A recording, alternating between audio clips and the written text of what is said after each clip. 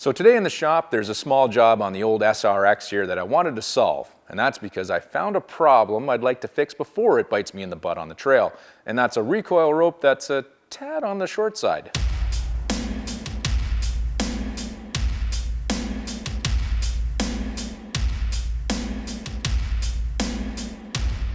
I realized this was an issue when I was doing a compression test and pulling the recoil right to what felt like an early end. The rope probably got shortened up in the past at a fray to prevent a breakage and then having the rest of the recoil rope wind back up into the basket.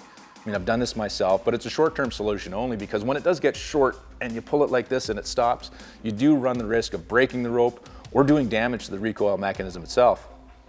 That's why we're going to put a longer rope on.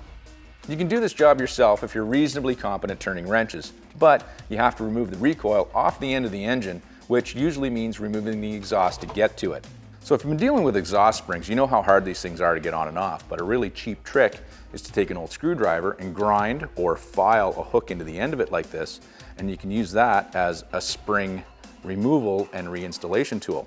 That's really cheap, but for an even cheaper option, you can use a bootlace. Simply just loop it around and you can use that to hook on the spring and pull it off. Not only is this free, it's a great little trailside tip if you need to get an exhaust spring off in a hurry when you're out on the trails. And like I say, it's free.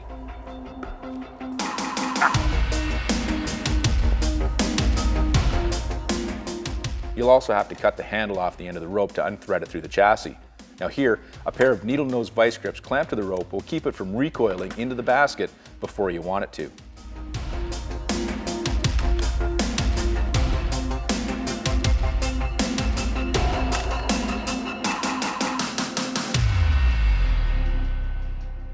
Yeah, it's this spring here. You want to do whatever you can not to remove. That's, if it comes out, it's gonna go everywhere.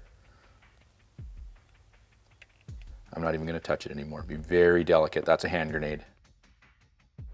So that little notch there is where the coil spring hooks into, right in there. All right, so just drop it down in. Oh, there we go. Look at that.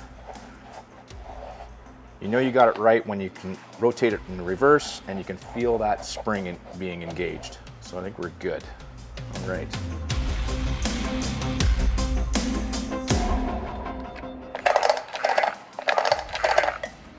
That's it, it's really pretty simple. The biggest thing to watch out for in here is that clock spring. If it comes out, you've got another job on your hands.